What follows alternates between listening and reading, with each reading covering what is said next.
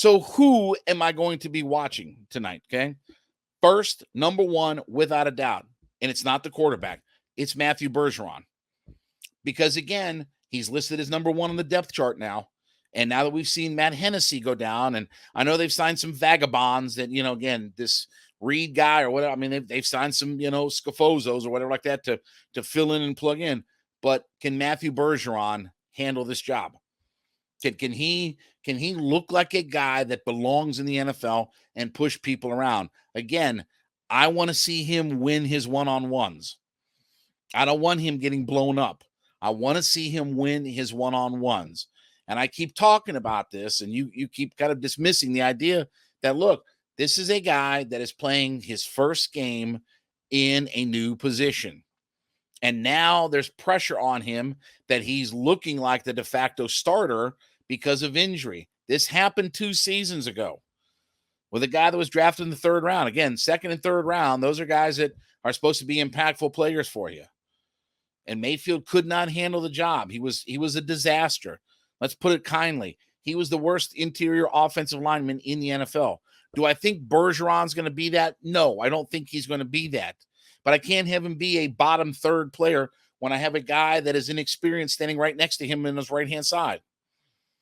So Bergeron, I'm like this. I'm laser focused on what Matthew Bergeron looks like. I want to see Desmond Ridder throw the football. I know he can turn and hand off. I know he can run the offense. I know he's a good enough player to kind of navigate his way through things. I want to see him throw the football. We were not bad at throwing the football. We were incompetent throwing the football last year. Incompetent. We'd look like we just discovered what the forward pass was last year at times with Marcus Mariota. I want to see, does Ridder look more comfortable, look more confident in the pocket? I don't care if it's a preseason game. This is a very good franchise that we're going to be playing against. This will be one of the teams that will be picked to be a real Super Bowl contender, a legit Super Bowl contender in the AFC. They have one of the best 2 or 3 quarterbacks in the NFL. They have some of the best wide receivers in the NFL. They've got a guy, they have their fire breather that comes off the edge. Remember that guy, Hendrickson? He only set the franchise record for sacks 2 years ago. He's that fire breather. He's a tremendous player. Do we have our poise? Do we have our guys? I want to see him throw the football. I know he can turn and hand off to Bijan and Algier and Cordero Patterson. I want to see him with the football in his hand, throwing it around. Another guy I want to see is really some of our guys in the secondary. What is Jesse Bates, AJ Terrell, Mike Hughes, whoever, Trey Flowers? I want to see what these guys look like. I want to see if that Jerry Gray influence is there. We saw the Jerry Gray influence in week 1, that they were an aggressive secondary, batting balls down when the ball was thrown deep. Again, deep in the red zone, I should say, multiple interceptions. We saw that aggressive play out of our secondary. Can these guys, which I think is, they have a lot of personnel, even without Jeff Okudah right now, they still have a lot of personnel with the Hughes and the Grants and the Hawkins and the Bates and Terrell and everybody. Like, there's a lot of talent in that secondary. Do they have the same playing personality that our backup guys had last week? And I'm going to be interested to see what DeMarco Hellams looks like. Look, he was the standout player of the game last week against Miami. He was the standout guy, right? He was the guy that kind of surprised us for how good he played. Can he replicate that? And I want to see Arnold Ebiketie. Can he build off of the success that he had last week and translate that into a team against the Bengals that will have some of their first string players in, and certainly their offensive line. We just talked about, their offensive line has been ridiculed over the last couple of years. Can he get himself established? Can he look like a guy that's ready to win one-on-one against the best of the NFL? Him I want to see. And I'm going to be very interested to just see what Caden Ellis looks like. Because I'll be honest with you, I have not watched Caden Ellis at all. Again, I did not particularly pay attention to him with the New Orleans Saints. But he had a very good year last year, okay? His first 3 years, he did nothing. Was mostly a special teams player. And really only kind of got in because of injury. And he's a guy that took advantage of the fact that he became a starter because through injury, and he really, played well last year. Can he replicate that? Is he the guy who, was playing for the New Orleans Saints last season? Or is he the guy that's more a rotational guy that looked like his first 3 years? Because I want to be curious to see what he looks like.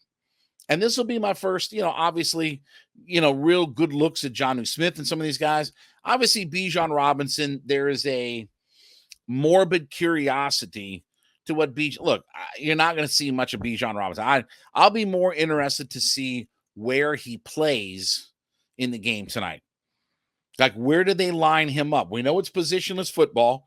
We know that we're not playing position football and all these other kinds of things, but I want to see where the Bijan Robinsons of the world line up.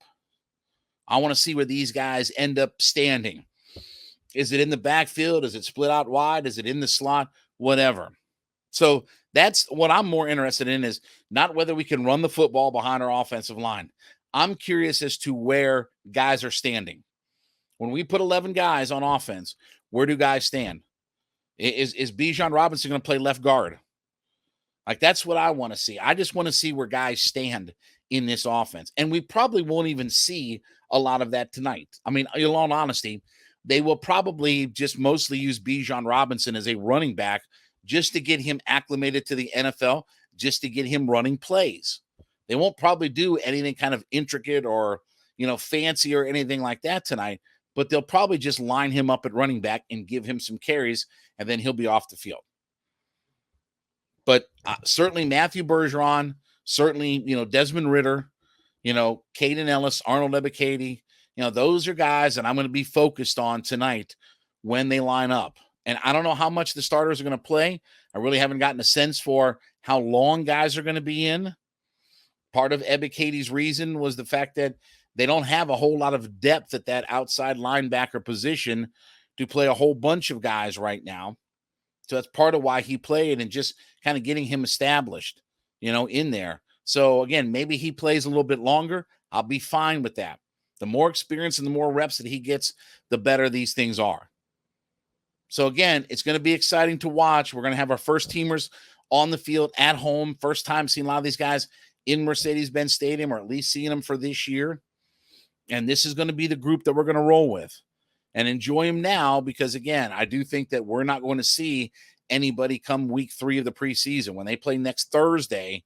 And that's the other thing too, is I think that's a Thursday game, short turnaround. I mean, it's probably going to be a situation where they're going to really evaluate hard the back end of their roster and try to figure out who sticks and who goes at the end of the day. Because again, they got to do that big dump of all the players now in the NFL. It's not a staged cut down. It's a big dump of everybody that gets on the open marketplace.